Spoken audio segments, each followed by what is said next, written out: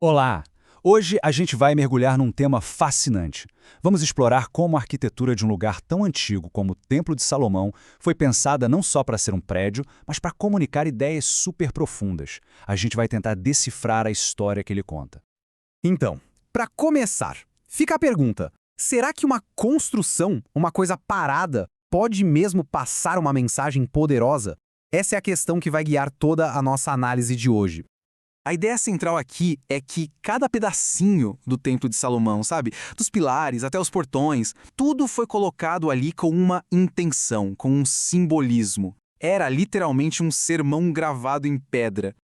Então, o que a gente vai fazer é uma jornada. Vamos imaginar que estamos chegando lá como um fiel daquela época para tentar descobrir esses significados que não estão tão óbvios. E essa nossa leitura começa bem na porta, na entrada do templo.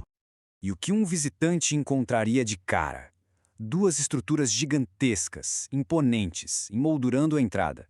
Elas eram como se fossem a primeira frase dessa história contada pela arquitetura. É até difícil ter uma noção da escala, né? A gente está falando de quase 11 metros de altura. Feitos de bronze polido, com certeza não estavam ali só para segurar o teto. Era uma declaração. Imagina a cena, eles dominavam completamente a entrada do templo. Mas o mais fascinante é que esses pilares não eram anônimos, eles tinham nomes próprios, nomes cheios de significado, feitos para que todo mundo que se aproximasse soubesse e entendesse o que eles queriam dizer. O pilar do lado sul, à direita de quem entrava, se chamava Jaquim. Em hebraico, essa palavra significa Ele estabelecerá. Pensa só. Essa era a primeira mensagem que um fiel recebia, a promessa de um fundamento divino, firme, estável. Já o pilar do lado norte, à esquerda, era Boaz. O nome dele significa Nele há força. Juntos, os dois nomes formavam uma declaração teológica poderosíssima, bem na entrada do lugar mais sagrado. Essa mensagem combinada, Ele estabelecerá com sua força, era algo de muito impacto.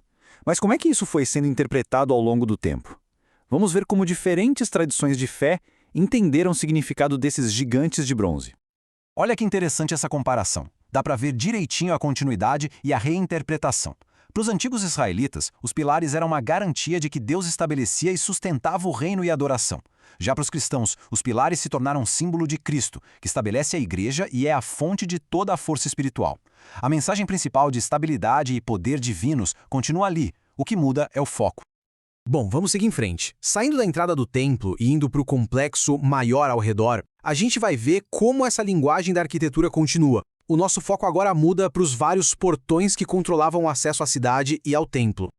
Os nomes dos portões eram super práticos, sabe? Eles criavam um mapa vivo das atividades da cidade. O portão do peixe era por onde entravam os pescadores, o portão do monturo era para o lixo e o portão das ovelhas. Bom, esse tinha um propósito muito específico e muito sagrado.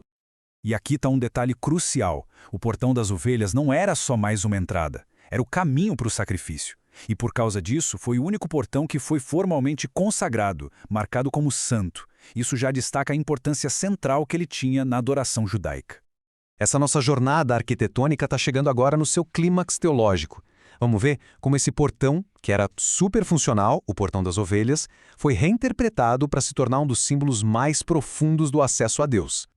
Com uma declaração como essa, a ideia de um portão físico se transforma num conceito totalmente espiritual. No Novo Testamento, a arquitetura do templo é usada para apontar para uma nova realidade, com Cristo se identificando como o acesso final, o acesso definitivo. Agora, as camadas de simbolismo vão se revelando. O portão por onde os cordeiros de sacrifício entravam agora aponta para Jesus como o Cordeiro de Deus. O caminho que levava do portão ao templo se torna o caminho para a crucificação.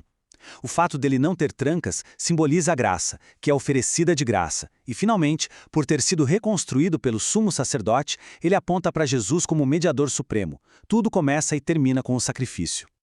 Isso tudo deixa a gente com uma reflexão, né? Se um templo antigo conseguia comunicar mensagens tão profundas sobre estabilidade, força e acesso a Deus, que história será que os prédios que a gente constrói hoje em dia estão contando? Quais mensagens estão escondidas bem na nossa frente, só esperando para serem lidas?